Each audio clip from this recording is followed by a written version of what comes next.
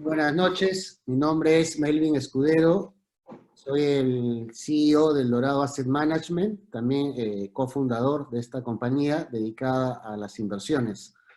Estamos muy orgullosos de esta segunda sesión de nuestra serie de webinars denominada Perspectivas sobre las inversiones. Hoy día contamos con un personaje bastante importante dentro del mundo de las inversiones en Perú y el mercado de capitales.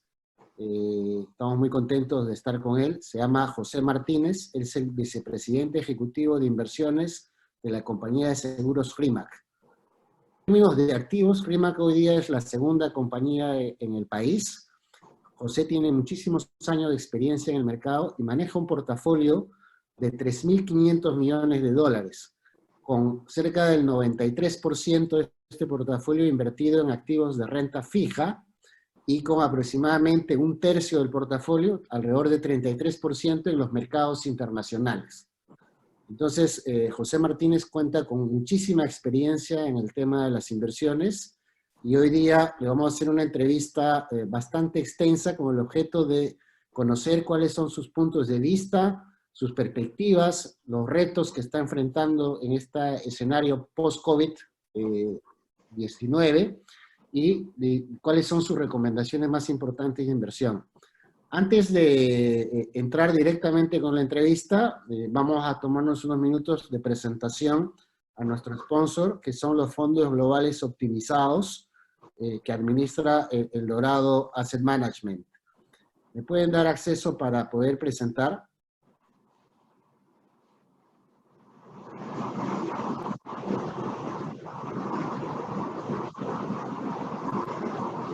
Como ustedes pueden ver en la pantalla, estos fondos mutuos ya están comercializándose en el mercado peruano y son parte de una alianza entre el Dorado Asset Management como firma de administradora de fondos en el mercado local y BlackRock, que tiene su participación en esta operación como asesor de inversiones y es el que realiza los rebalanceos y el asset allocation de los fondos mutuos. El fondo, el administrador del Dorado, está manejando estos dos fondos, uno de renta fija y uno de renta variable, que se invierte 100% en el mercado internacional con la asesoría en inversiones de BlackRock. Estos fondos mutuos son regulados por la SMB, que es la Superintendencia de Mercado de Valores. Y BlackRock, como ustedes saben, es la compañía número 1 en el mundo, en todo lo que es gestión de fondos, con más de 7 trillones de dólares bajo gestión, ¿no? Y esto lo constituye, digamos, como la casa de inversiones más grande en el planeta. Nosotros en el Dorado estamos muy orgullosos de trabajar en esta alianza con BlackRock, siguiendo, digamos, sus recomendaciones de inversión a nivel internacional. ¿Cuáles son las ventajas de estos fondos mutuos? En primer lugar, son las tasas y los costos. El fondo de renta fija cuesta 0.7 para la serie A, que es $100.000 o más, y 0.9% para la serie B, que es desde $1.000, ¿no? Y la serie B, este 0.9, es uno de los costos más competitivos que hay en el mercado local para fondos de bonos. Esto es fondo de renta fija, es un fondo de bonos a nivel global. Y esto de acá ustedes lo pueden comparar viendo con el mercado de fondos mutuos locales, y estamos hablando de una reducción en la serie A de aproximadamente 50%, entre 30 y 50% más barato, y esta es la serie B, alrededor de 30% más barato que cualquier fondo mutuo local. Lo mismo con respecto a fondos mutuos internacionales que se comercializan dentro del mercado local en lo que es wealth management y banca privada. Si ustedes están invirtiendo en el mercado internacional a través de bonos, comparen estos costos. Con BlackRock, a nivel global, ellos tienen la política de tener los precios más bajos y competitivos en lo que es sus fondos mutuos. Nosotros seguimos esa misma filosofía. En los fondos de renta variable, la serie A de $100.000 o más es 1% y la serie B 1.5%.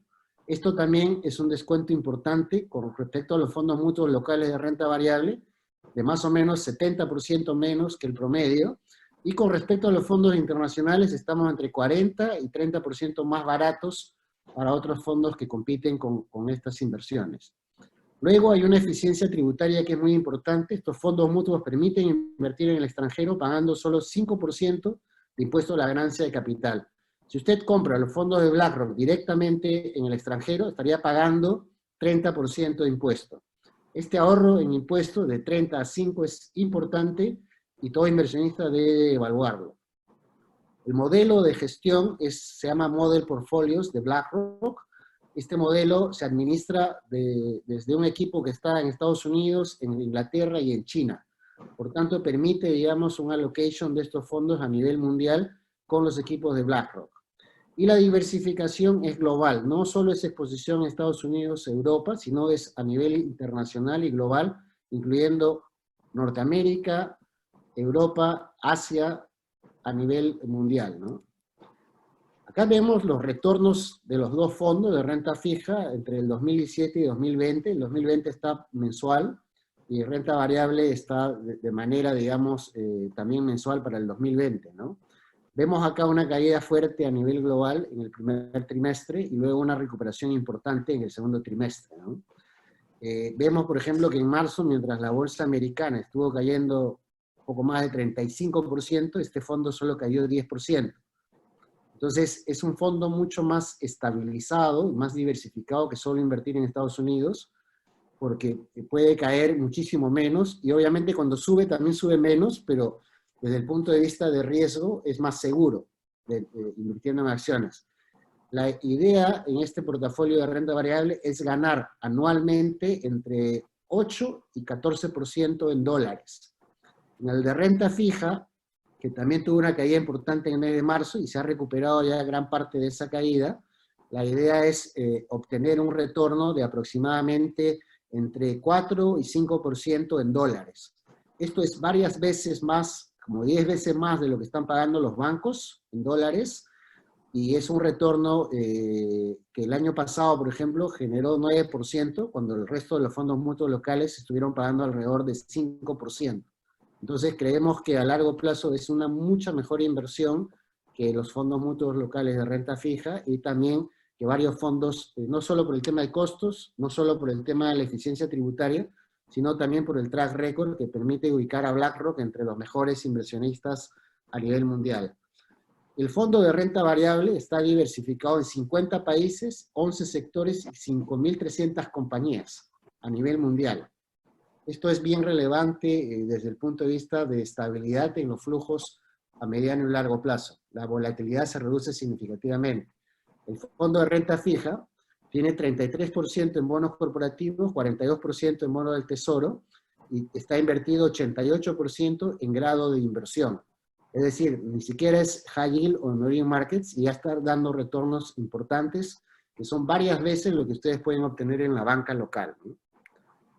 Finalmente, BlackRock usa una tecnología de primera línea a nivel global a través de un modelo, digamos, de un robot de inteligencia artificial que se llama Aladdin, y con ellos hacen el tema de diversificación, todo el tema de valor relativo y todo el tema de asset allocation, ¿no?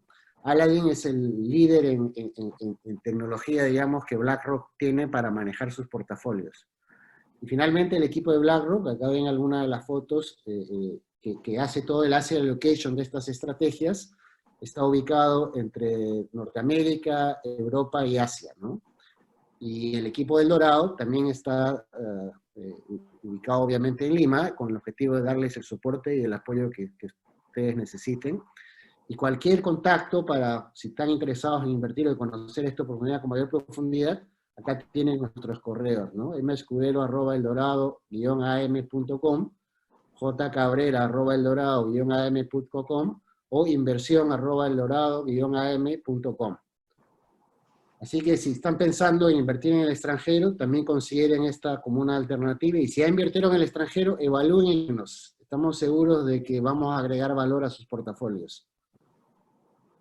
Dicho esto, vamos a pasar a la entrevista.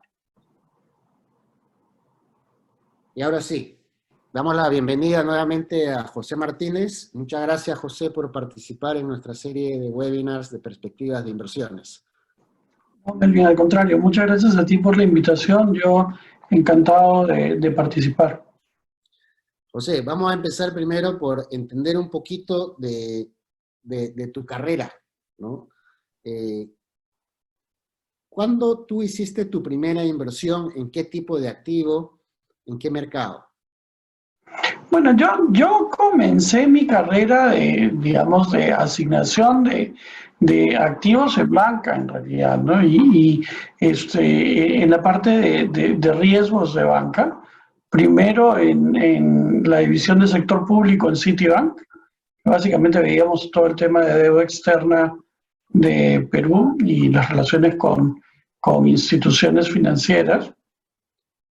Y después en Société Generale y en varios otros bancos, en el Banco del Libertador y después en ING, ¿no? Esa raíz de que me muevo a RIMAC, que después de 2 o 3 años de ver la parte de planeamiento y control de gestión, me hice cargo de las inversiones, ¿no? Ahora, en general, mis primeras inversiones han sido en renta fija, definitivamente, que digamos, el área en la que más me he desarrollado, ¿no? Sí, recuerdo de las primeras cosas que he hecho fue cuando recién comencé en RIMA, que comenzar a invertir en deuda soberana de otros países de América Latina. En esa época las compañías de seguro no invertían en el exterior. Nosotros comenzamos a invertir en México activamente y en Brasil, después en Chile con muy buenos resultados, ¿no? Antes de llegar a eso, quisiera dar un par de pasos atrás. ¿Dónde estudiaste tu pregrado y dónde hiciste el posgrado? Yo soy economista de la Universidad del Pacífico y tengo una maestría en economía de London School of Economics and Political Science. Toda mi formación académica es en economía. Mi especialización en pregrado fue política económica. Mi especialización en posgrado fue mercado de capitales. Okay. Tú empezaste a trabajar en el extranjero, ¿no? O sea, cuando hablaste de Citibank, ¿es en dónde? No, yo comencé a trabajar bueno, yo tuve la suerte de viajar bastante desde bien chico. Ya cuando estaba estudiando en la Universidad del Pacífico, tuve la oportunidad de hacer una práctica preprofesional en Londres, en Euromoney, que duró varios meses, duró más de 6 meses. Cuando regresé acá, cuando trabajé en Citibank Lima y en Société Generale Lima, pero al poco tiempo, a los 2 o 3 años después de que regresé de Euromoney en Londres, me volví a ir a estudiar a Inglaterra, a hacer mi maestría, ¿no? Y después me quedé trabajando en una compañía que era formada por profesores de London School of Economics, que se llamaba IDEA Global, que era una empresa que se dedicaba a hacer investigación de mercados y elaboración de estrategias de inversión, algo parecido a lo que hace MRB ahora o BCA Research ahora, pero lo hacíamos a través, en esa época era el primer intento de hacer las cosas online, lo hacíamos a través de la plataforma de Reuters, lo que es Refinitiv ahora,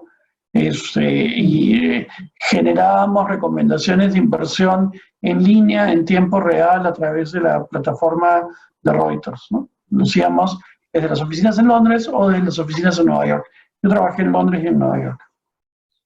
Y cuando estuviste en Nueva York. ¿Perdón?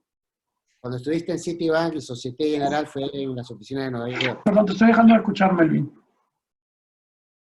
Cuando tú estuviste en Citibank y Société Generale, estabas trabajando en Nueva York. No, eso era en Lima, eso fue en Lima. En Lima. Ahora, tú has pasado ya varias crisis, ¿no? ¿Cuál fue la crisis que más te ha marcado? Porque tú empezaste a trabajar profesionalmente en el mundo de las inversiones, estamos hablando del año 96. No, antes. De hecho, la primera crisis grave que atravesé fue justamente cuando trabajaba en IDEA en Nueva York. Fue la crisis el tequila, fue en México en 1994, en donde, digamos, en esa época se trataba de mantener tipos de cambio fijos y los especuladores, digamos, el mercado lo que hacía era apostar en contra de que esos tipos de cambio no se podían sostener, ¿no? Y mientras yo estudiaba, hacía mi maestría, vino el ataque especulativo contra la libra esterlina, contra la lira italiana, contra el franco francés, y después cuando ya estaba trabajando vino la crisis del peso mexicano, ¿no? Me acuerdo que en esa época yo hablaba con las personas en el Banco de México, en el Banco Central de México, y ellos me decían, no vamos a devaluar, no vamos a devaluar, no vamos a devaluar, y después terminaron devaluando, ¿no?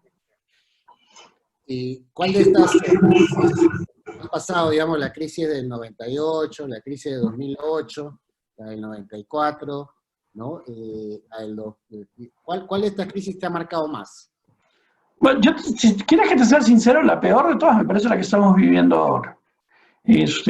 Porque, en primer lugar, el origen no es económico y no puede ser resuelta con instrumentos económicos, en realidad, ni con medidas de política ni monetaria ni fiscal. En realidad, todos dependemos de que se descubra una vacuna y que esta vacuna se difunda en economía, digamos, a nivel global, de manera que se pueda alcanzar, digamos, el nivel de inmunidad de grupo utilizando esa vacuna. Y la verdad es que no tenemos una idea clara de cuánto tiempo puede tomar eso, ¿no? O sea, estamos apostando todos a que los esfuerzos que se están realizando para desarrollar vacunas antes de fin de año tengan éxito, pero incluso si lo tuvieran, tenemos todavía para varios meses y probablemente buena parte del próximo año de incertidumbre con respecto a lo que puede ocurrir con esta pandemia, ¿no? En general, sí, y de eso nos damos cuenta en el tamaño o el volumen que han alcanzado las medidas lanzadas de manera sincronizada por todos los gobiernos del mundo para tratar de revertir los efectos sobre esta crisis, ¿no? Pero la realidad de las cosas es que, habiéndose hecho un esfuerzo ya muy grande, todavía queda un tiempo por recorrer y aparentemente no se va a poder abandonar estas medidas, en particular medidas de política fiscal, lo cual a su vez va a traer un montón de discusión y un montón de confrontación política, ¿no? Como la que estamos viendo hoy día en el Congreso de los Estados Unidos y como la que probablemente vamos a ver pronto en nuestro propio Congreso en el Perú, en la medida en que vamos avanzando hacia las próximas elecciones generales, ¿no? Ok, sin más, te pediría que por favor inicies tu presentación. Tenemos 20 minutos para tu presentación. Sí, yo, bueno, en general lo que había traído es un poco de qué idea tenemos o qué idea tengo yo sobre lo que puede. Primero déjame ver si puedo avanzar esta presentación. Sí. ¿Se ve bien ahí? No toco más la cámara. No, pantalla. Ahora sí se ve bien, ¿no? Sí, se ve muy bien. Y ya la puedo avanzar, perfecto. Un poco tener la idea de qué puede ocurrir en el futuro y cuando esta crisis del COVID finalmente se resuelva y el mundo alcance un nuevo normal, ¿no? Y la idea fundamental, creo yo, es que el COVID va a acelerar muchas de las tendencias que ya existían digamos, a nivel global y en economía global. Algunas de esas tendencias son, digamos, tendencias positivas. Algunas de esas tendencias son grandes enigmas, grandes incógnitas. Y algunas tendencias son verdaderos retos en términos de lo que pueden representar para, digamos, la economía global y en general para el orden global, ¿no? Y yo creo que justamente las dos más grandes son las que están aquí en las primeras, en la primera línea, ¿no? Son básicamente el pasar de un mundo en el que, digamos, existe una potencia predominante a pasar a un mundo en el que existen por lo menos dos potencias predominantes en pugna, y dos potencias que son más o menos del mismo tamaño, que tienen el mismo poder y el mismo alcance, ¿no? En principio, la reducción de la predominancia global de los Estados Unidos y, digamos, la culminación del ascenso de China como potencia predominante a nivel global, ¿no? De hecho, no importa cómo, o sea, si lo medimos a poder de paridad de compra, China ya es la economía más grande del mundo. Y si cambiamos la metodología de medición, ya realmente no importa qué metodología de medición usemos, entre el 2025 y el 2030, de acuerdo a todas las medidas, China va a ser la economía más grande del mundo. No la economía que tenga el PBI per cápita más alto, pero sí la economía más grande. Y desde ese punto de vista, y ya se está comportando como eso, ¿no? Ya se está comportando como una potencia económica global que trata de imponer sus condiciones y que desafía abiertamente digamos, a las potencias tradicionales de Occidente, ¿no? Hay comentaristas que piensan que esto es una nueva guerra fría, ojalá que no lo sea así, pero lo que sí es claro es que el modelo tradicional de capitalismo y democracia va a ser retado por este nuevo orden que proviene de China, en el que sí existe capitalismo, pero es un capitalismo de Estado. No es un capitalismo de Estado, es un capitalismo distinto al que nosotros hemos observado tradicionalmente. Ahora, este reto grande, digamos, de cambio de orden global y de, digamos, co-liderazgo en el orden global, se va a dar en un entorno en que la población mundial sigue desacelerando su crecimiento. Yo creo que esto es un factor bien importante. De hecho, hace poco apareció un artículo en la BBC, en la página web de la BBC, en la que básicamente hablaban de cuáles eran las tendencias de crecimiento de la población global, ¿no? Y mencionaban hechos claros acerca de que deberíamos ver que la población global alcanza un pico antes del año 2050 y que de ahí en adelante comienza a decrecer si mantiene la tendencia actual de crecimiento, ¿no? La tasa de fertilidad en el mundo actualmente se encuentra en niveles de 2.4, pero tiene una tendencia decreciente, y si llega a caer por debajo de 2.1, que es algo que previsiblemente va a ocurrir, la población mundial va a comenzar a caer. Va a comenzar a caer, y algunos países como Japón o como Italia podrían ver de acá al año 2100 que su población se reduce a la mitad. Ahora, ¿qué implica esto? Esto implica menores tasas de crecimiento. Nosotros estamos acostumbrados a ver que las economías crecen fundamentalmente por el hecho de que la población de esas economías en los últimos 100 años, lo único que ha hecho ha sido crecer.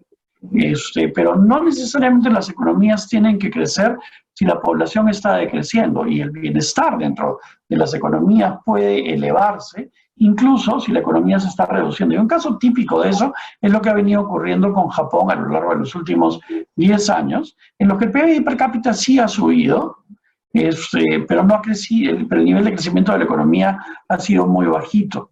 De hecho, esto debería traer consigo un cambio de orientación en la manera en cómo los países miden su éxito económico. Nosotros estamos acostumbrados a ver que el éxito se mide en términos de cuánto ha crecido el PBI. Se habla poquísimo de cuánto ha crecido el PBI per cápita. O sea, realmente los datos relevantes son, para la economía global, son los datos de crecimiento del PBI. Sin embargo, poco a poco, o sea, ya vemos una tendencia, y esa tendencia creo que se ha originado en Nueva Zelanda, con la primera ministra Jacinda Ardern, la que básicamente ella ha dejado de medir, no es que va a dejar de medir, pero ha decidido que el crecimiento del PBI no va a ser la medida predominante para medir el éxito económico de su gobierno, sino va a comenzar a medir básicamente medidas de bienestar, ¿no? Y con eso digamos, el enfoque y la orientación de las políticas debería cambiar, y debería cambiar sustancialmente. Ahora, todo esto en conjunto, digamos, de los cambios que ya estamos observando digamos, en la manera como operamos, ¿no? Del hecho de que trabajamos desde casa, ahora todos nosotros estamos conectados en este webinar desde casa y que podemos consumir desde casa. Realmente la idea de asistir a tiendas y a centros comerciales cada vez se hace menos necesaria porque los sistemas de delivery se han vuelto tan efectivos. Y con esto, con estas dos tendencias, deberíamos ver un cambio sustancial en el mercado de bienes raíces en el mundo, ¿no? En donde los edificios de oficinas tienen que reformularse, tienen que reinventarse, y donde, digamos, los grandes espacios dedicados a almacenes comerciales también tienen que reinventarse, ¿no? Y pasamos a un mundo en el que lo que importa es tener almacenes intermedios, almacenes de última milla, en las que puedas tener la mercadería almacenada, valga la redundancia, para poderla llevar a tus clientes a través de servicios de delivery. Con esto el sector de educación también se va a transformar. Gran parte de ahora la educación ahora toda la educación se está haciendo online, pero esto abre una ventana muy grande. O sea, en realidad nosotros en este momento podríamos pensar en crear un programa de educación en el que traemos al mejor profesor de renta fija del mundo y lo ponemos a enseñar. Traemos al mejor profesor de renta variable del mundo y lo ponemos a enseñar. Todos podrían enseñar vía videoconferencia, y ese método se está convirtiendo en el método fundamental de educación en este momento, a todo nivel, desde la educación inicial hasta la educación más avanzada, la educación más tecnificada, ¿no? Y con esto se produce también un incremento sustancial en el volumen de operaciones de servicios y en general relacionadas con el bienestar que se realizan online. Eso es un poco digamos, es un poco más de detalle con respecto a cómo se va a ver la población en el mundo. Yo creo que la cosa interesante aquí en el gráfico de la derecha es ver cómo para el año 2100, si proyectamos las tendencias actuales, tanto China como la India, como Japón, van a tener poblaciones más pequeñas de las que tenemos, las que tienen actualmente. Lo que implica, digamos, una presión importante sobre las tasas de crecimiento de estas economías en la medida en que las poblaciones están reduciendo. Un caso interesante, acá se menciona el de Estados Unidos, pero se podría mencionar el de Canadá, podría mencionar el de Australia, que son países que tienen políticas de inmigración relativamente flexibles, que justamente les permiten, nos permiten esperar que van a poder manejar este problema de, digamos, transformación de la población global de mejor manera.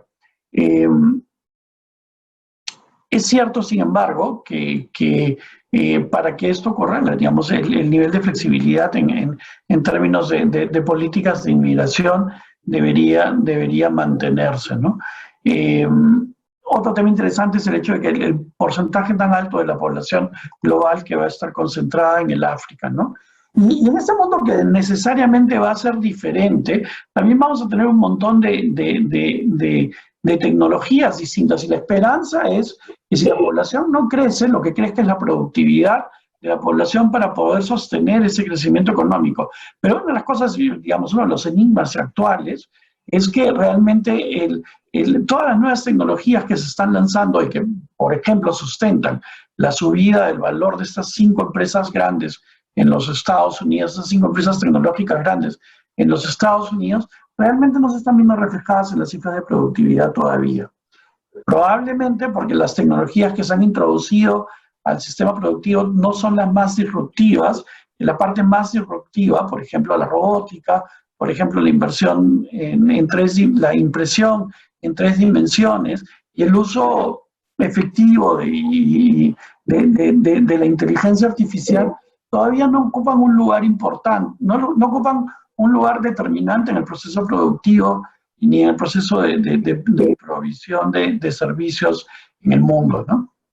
Ahora, lo que sí es claro es que inmediatamente después de esta pandemia, el mundo va a enfrentar un reto grande de crecimiento. O sea, probablemente no podamos repetir las tasas de crecimiento que habíamos estado viendo en el pasado. Y esto es importante, ¿por qué? Porque al mismo tiempo que nuestras tasas de crecimiento van a decrecer, la presión, digamos, todos los países estamos retrocediendo un número importante de años en muchas de las cosas que habíamos avanzado. En el Perú se habla, por ejemplo, de que el nivel de pobreza está reduciéndose, está retrocediendo 10 años. En el Perú se habla, por ejemplo, de que la solvencia fiscal podría retroceder 15 años. En el Perú se habla de que, digamos, en términos de producción estamos retrocediendo 5 o 6 años y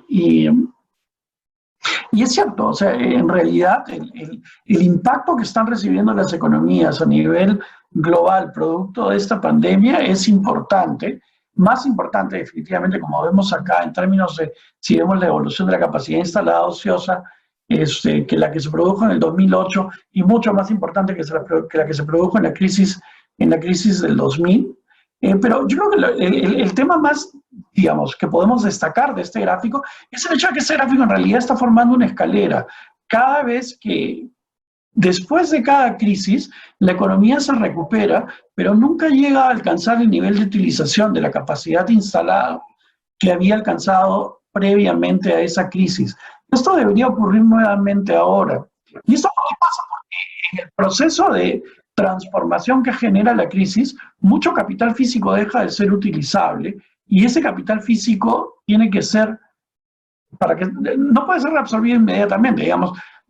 Todos hemos estudiado, los que hemos estudiado economía, hemos visto que el capital se puede reasignar de una actividad a otra relativamente rápido, pero el capital no es plastilina. Realmente esto no es así, ¿no? Entonces, ese proceso justamente de quedar capital no utilizados y que va generando una reducción en el nivel de eficiencia, eficiencia y utilización de los recursos en el tiempo. Lo mismo pasa con el desempleo.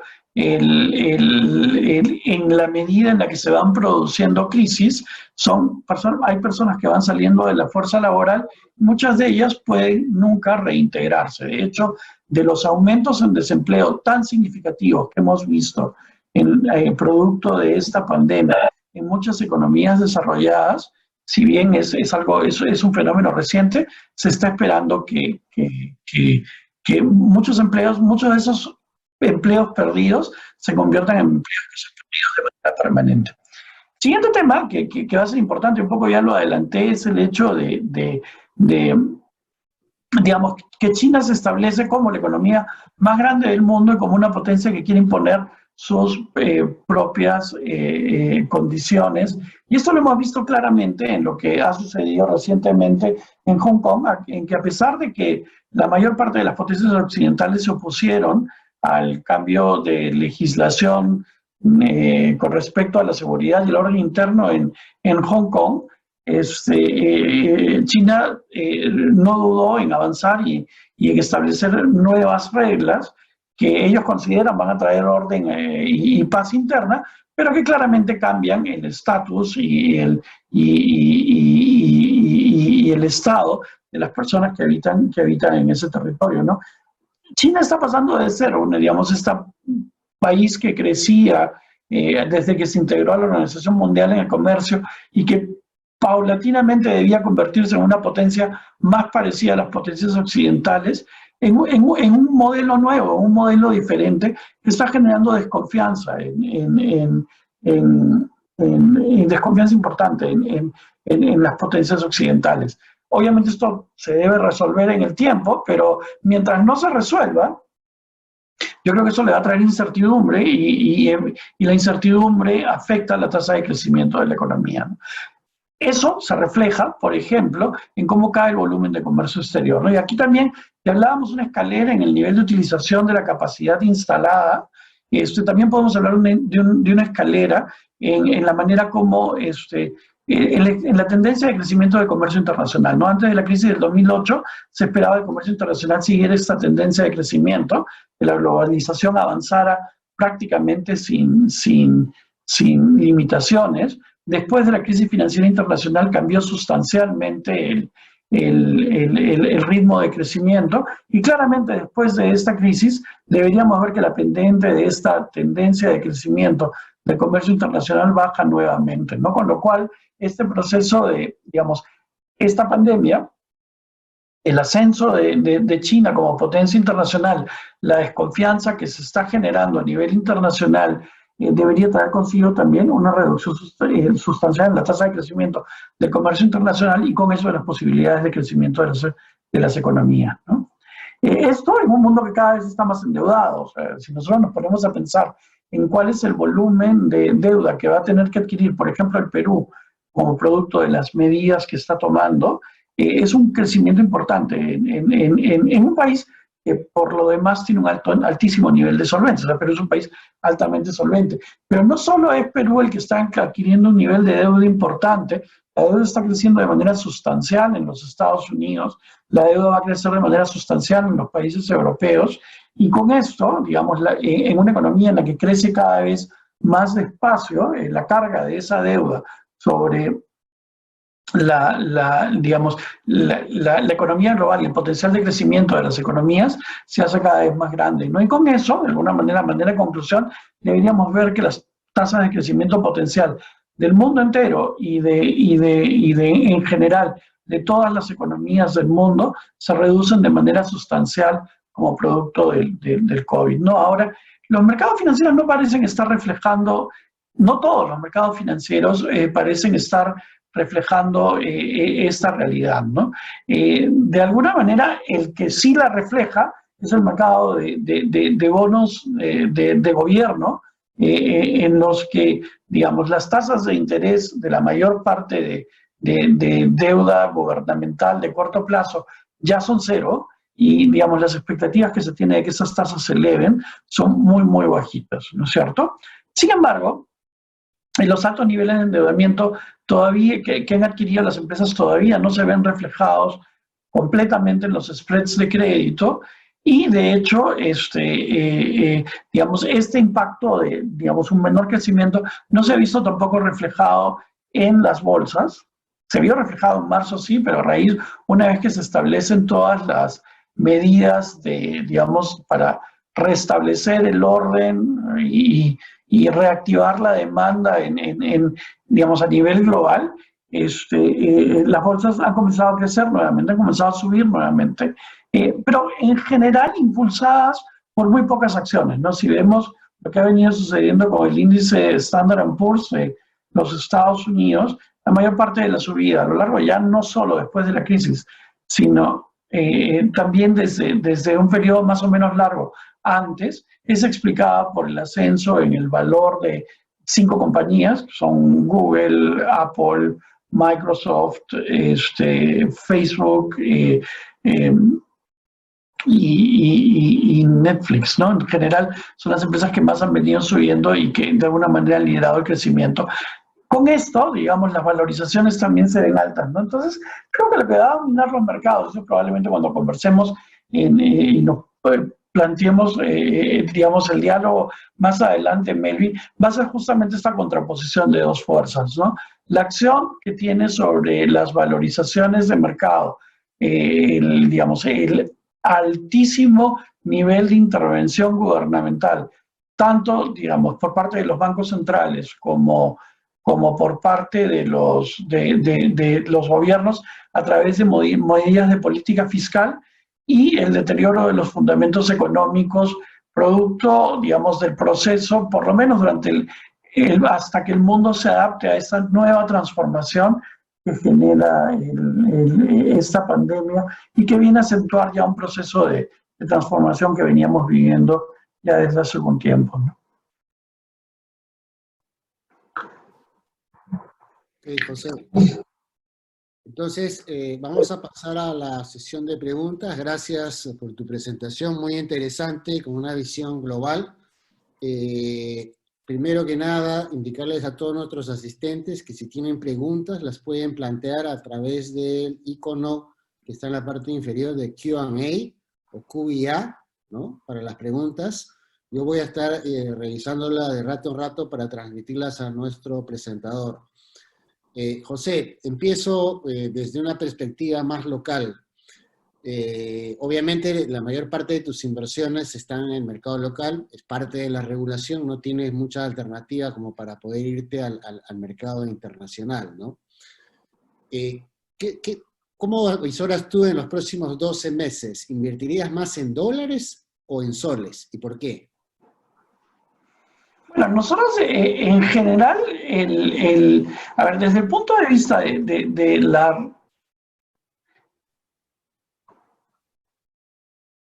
la enorme expansión que se ha producido digamos, en la hoja de balance de la Reserva Federal, el enorme esfuerzo que está haciendo el fisco norteamericano para tratar de sostener los niveles de demanda, las elecciones presidenciales en noviembre, son un montón de factores y, digamos, el resultado potencial que pudiera tener, fuera de la incertidumbre que se genera con respecto a cómo sería esa transmisión de mando,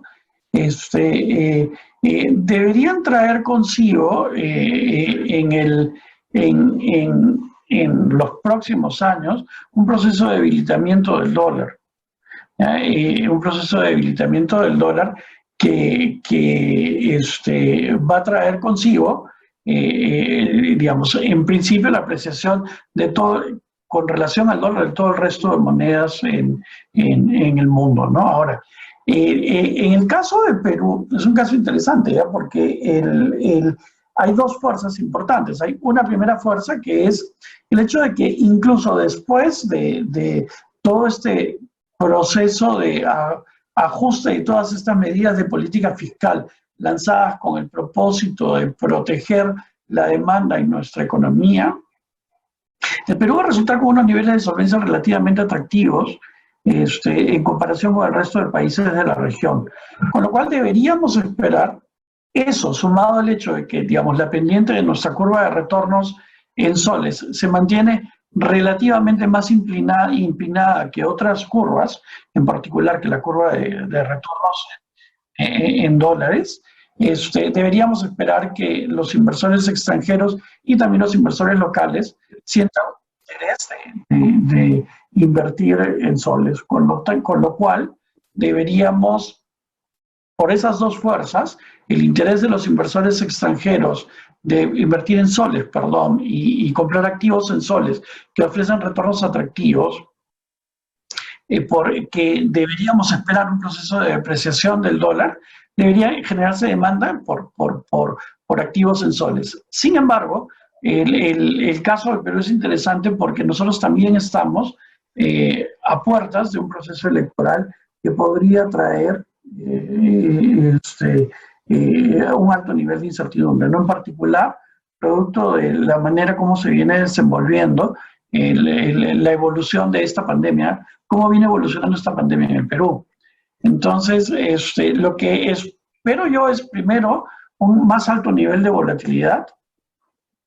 Yo creo que a la larga el sol digamos, no se va a debilitar de manera sustancial de acá a fin de año. Yo creo que debería terminar en niveles entre 3.45 y 3.50, porque el Banco Central de Reserva del Perú tiene un amplio espacio para intervenir y regular la volatilidad del tipo de cambio en situaciones como, digamos, la que podríamos esperar que se produzca conforme vamos avanzando hacia el proceso electoral, ¿no? José, tengo ya una avalancha de preguntas. Lo vamos a hacer mejor tipo fire chat, con respuestas más cortas para poder abarcar más preguntas. En esa línea, y hay un par de preguntas que van digamos, en lo que te voy a comentar, ¿no? El mercado internacional, tú mostraste un gráfico bastante claro, muestra que las tasas de interés de los bonos a 10 años en Japón, en Alemania, ¿no? Y en realidad en toda Europa y en Estados Unidos ya son tasas reales negativas.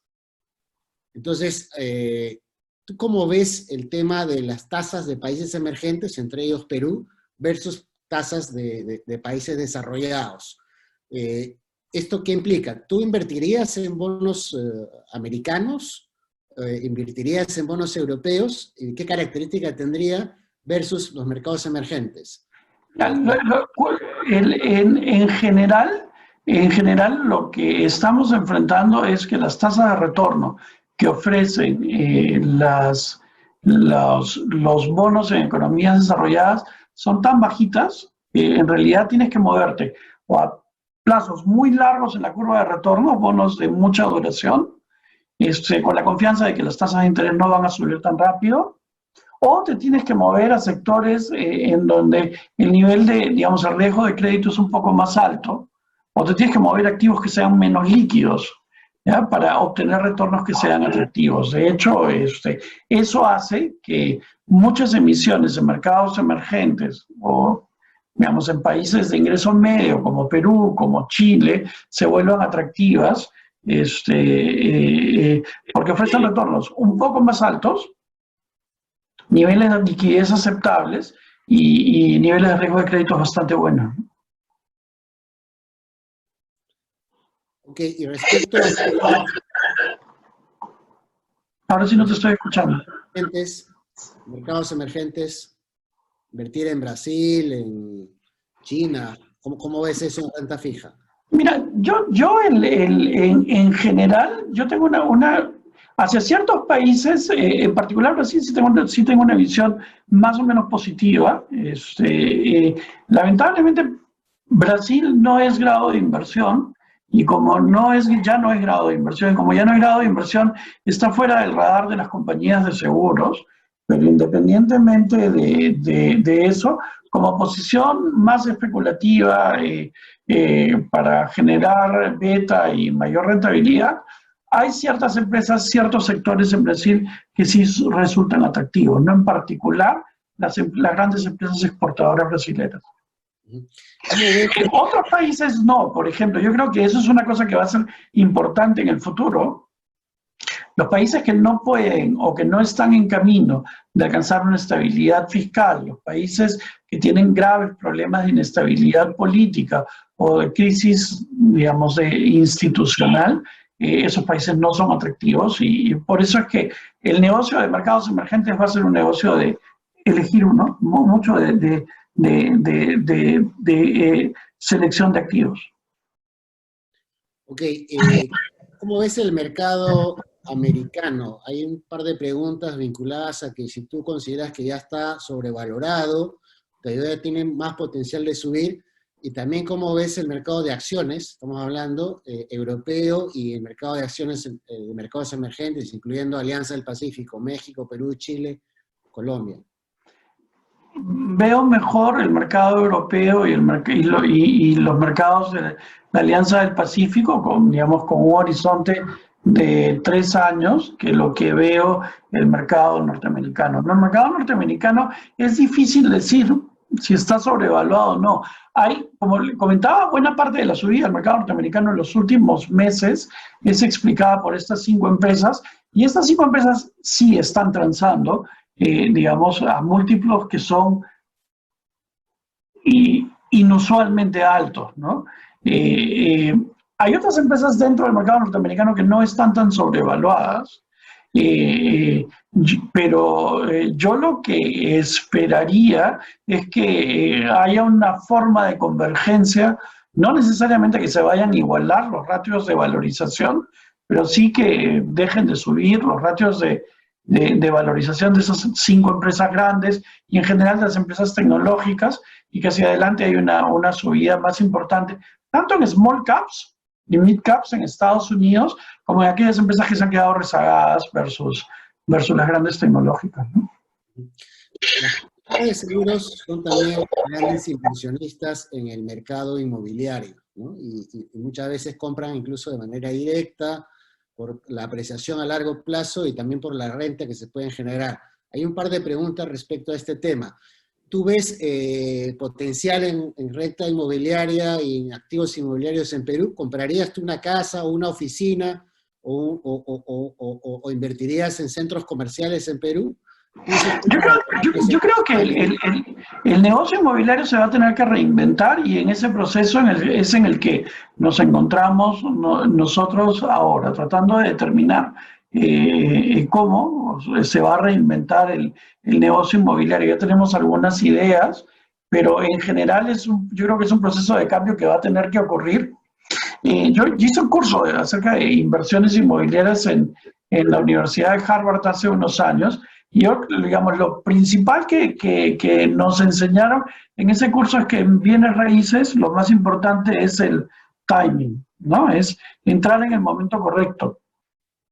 Los momentos correctos tienden a asociarse con grandes crisis, ¿no? Entonces, probablemente sí, en los próximos meses, en los próximos años, van a haber buenas oportunidades de compra en el mercado inmobiliario, pero el enorme reto que se plantea en ese negocio es qué comprar, ¿no? Porque va a haber, es un mercado es un negocio que se va a tener que reinventar necesariamente. En gran medida, yo creo que el proceso, digamos, gran parte del negocio de real estate depende de la capacidad de aglomerar personas en un lugar geográfico. Y eso es justamente lo que, a raíz de esta crisis, esa tendencia se va a revertir. Entonces, el negocio de bienes raíces necesariamente va a tener que cambiar, ¿no? Y es en eso en lo que nos encontramos nosotros, tratando de determinar cuál va a ser la forma en la que va a crecer en el futuro.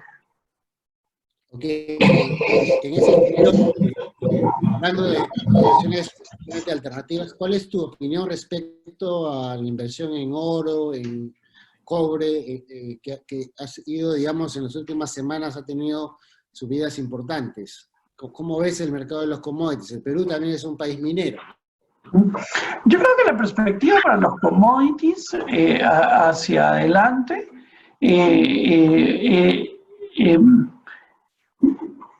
digamos, yo creo que hay una fuerza importante que va a sostener el precio de los commodities en los próximos años, y es básicamente el proceso de urbanización y de industrialización de varias economías en el Asia, ¿no? De alguna manera, lo que hemos visto que ha ocurrido en China a lo largo de los últimos 20 años va a ocurrir también en otros países, en Vietnam, va a ocurrir en Indonesia, va a ocurrir en la India. De hecho, si regresamos al gráfico digamos, de distribución de población del mundo, y de principales economías del mundo que está en mi presentación, vamos a ver ahí que no dentro de mucho, 3 de las 10 más grandes economías del mundo van a ser China, la India e Indonesia, ¿no? Entonces, desde ese punto de vista, eso debería proveer un sustento para los precios de los metales industriales en el futuro. El oro es una cosa distinta. El oro es un metal que no tiene uso, digamos, industrial.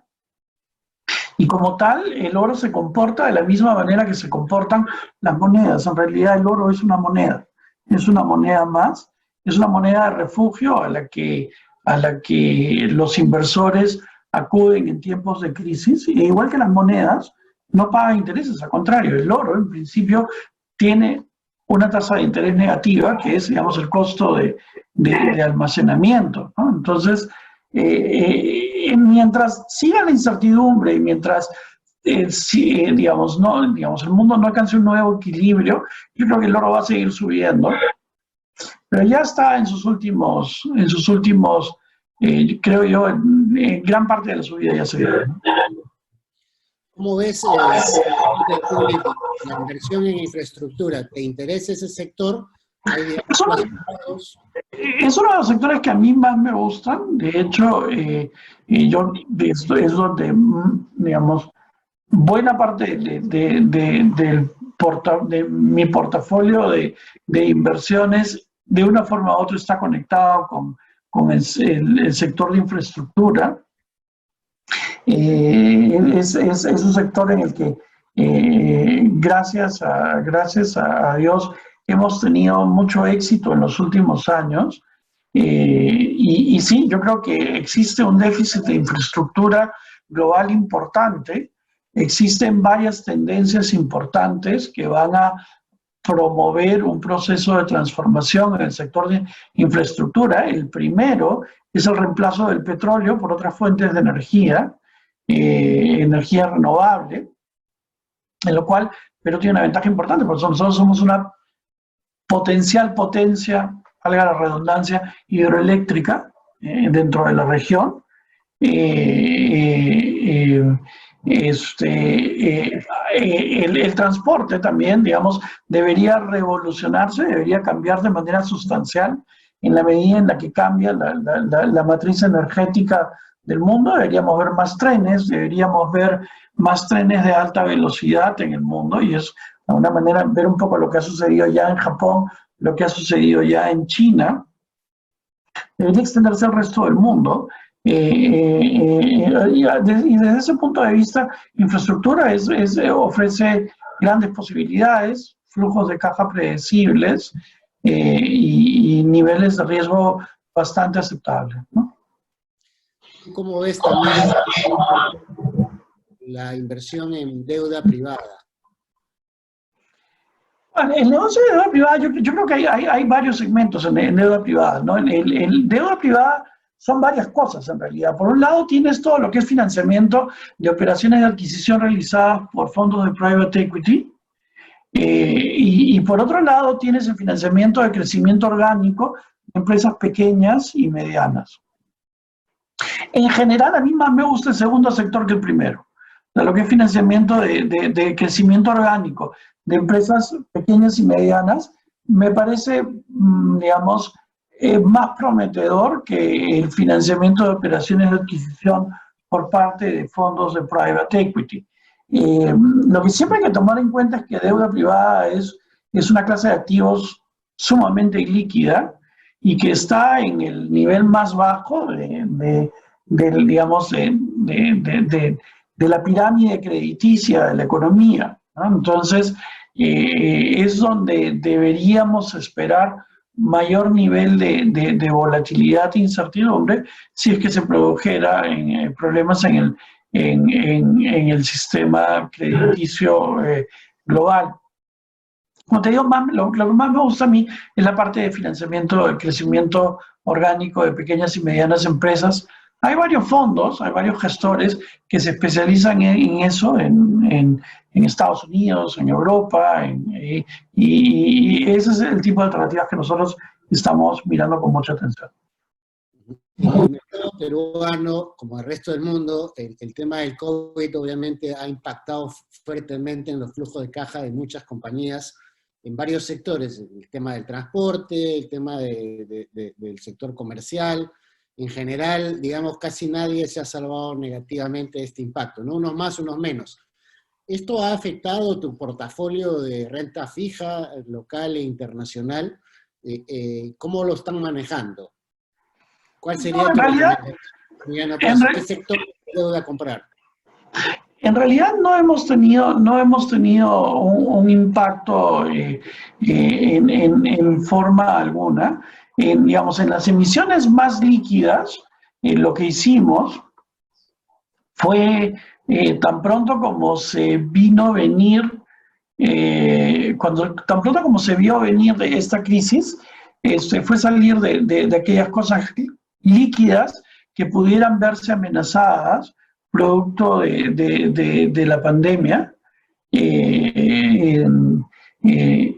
En el caso de las emisiones menos líquidas, en donde no era posible salir, ha habido, que fundamentalmente son locales, han habido 2 o 3 emisores que han pedido una flexibilización de condiciones, pero ninguna de las 3 está cerca de realizar un incumplimiento de pagos. Al contrario, yo creo que las 3 son empresas totalmente viables, y que de alguna manera ya comenzaron ese proceso de reactivación, que en el fondo las actividades económicas en las que se encuentran poco a poco ya se están restableciendo, ¿no? En general, bueno, yo creo que hay que, como tú dijiste, nadie se ha salvado de esta situación, nadie se ha salvado de ver su flujo de caja afectado por la, digamos, por la reducción abrupta del nivel de actividad de la economía. Pero como tal, lo que hay que hacer es flexible, negociar, y lo que sí es importante es asegurarse de que la distribución de riesgos siga siendo la correcta. Si tú eres acreedor, debes permanecer como acreedor y no asumir riesgo de accionista, y si eres accionista, debes asumir riesgo de accionista y no riesgo de acreedor, ¿no? Creo que ese es el motivo fundamental que hay que respetar en todos esos procesos de negociación que se originan producto de la necesidad de flexibilizar algunas condiciones. Ok, ya estamos terminando y estaría en las últimas preguntas. Tú has hablado de que estos paquetes a nivel global, digamos, de impulso, tanto monetarios como fiscales, van a durar bastante tiempo. ¿Tú crees que puede haber inflación? Uno, y dos, ¿tú crees que puede haber una siguiente crisis de deuda soberana con los excesos de paquetes fiscales que se están dando a nivel mundial? Yo creo que la crisis, comenzando por la segunda pregunta, yo creo que la crisis de deuda soberana ya comenzó. O sea, ya hay países en el mundo que han tenido que dejar de pagar o que han tenido que salir a renegociar.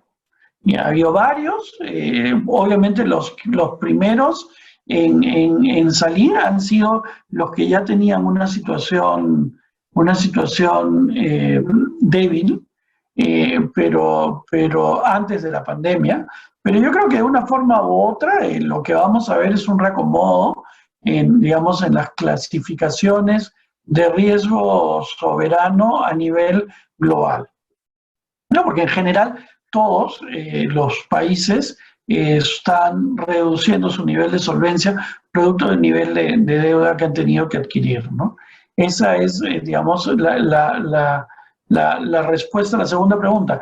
A la primera, si va a haber inflación, eso va a depender de muchas cosas. El problema es que el fenómeno inflacionario es un fenómeno de congestión, o sea, es exceso de demanda ante una oferta limitada, pero en ese momento, como se veía en uno de los gráficos que mostraba, existe un enorme exceso de capacidad instalada, tanto si vemos el factor de producción capital como si vemos el factor de producción trabajo y capital humano.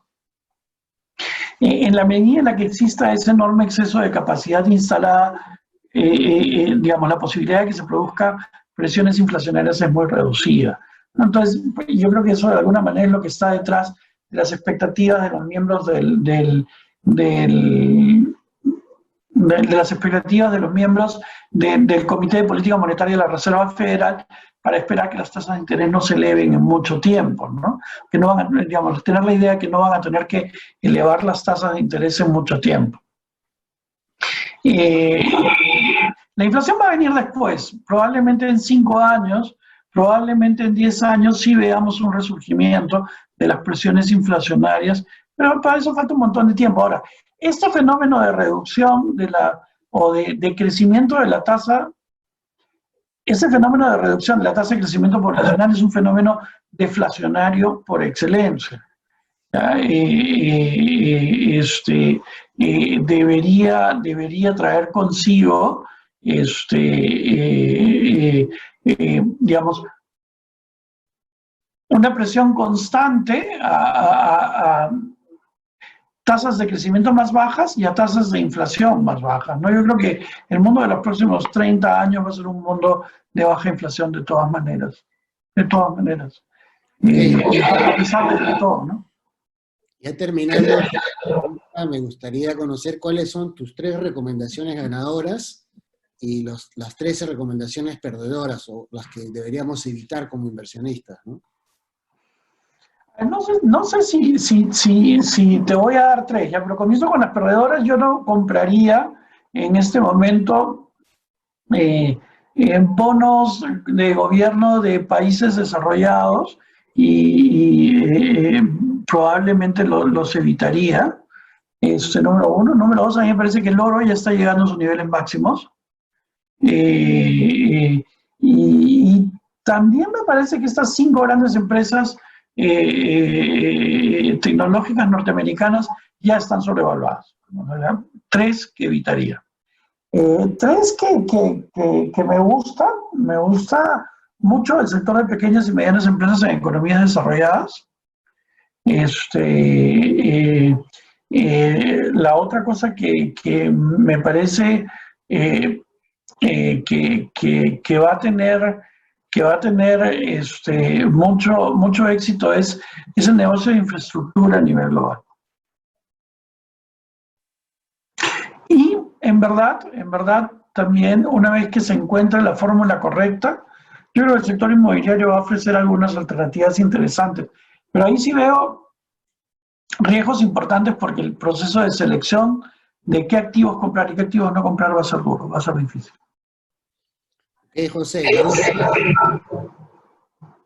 ¿qué recomendación le das a nuestra audiencia, ¿no? Tenemos inversionistas institucionales, de family office, de wealth management, personas individuales que son inversionistas entre el público, en realidad prácticamente de todo el espectro del mercado de capitales y financiero de Perú, ¿no?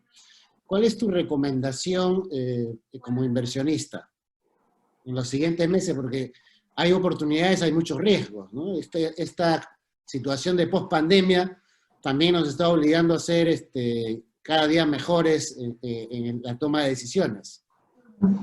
Sí, yo creo que en inversiones siempre paga ser cauto, en inversiones siempre paga estudiar y escuchar a los demás. Ok, muchísimas gracias, José, por esta presentación. Excelente tus recomendaciones, tu presentación también. Señores, con esto damos por finalizado esta segunda sesión de las perspectivas sobre las inversiones y los invitamos para la próxima semana, que tenemos nuestra tercera sesión.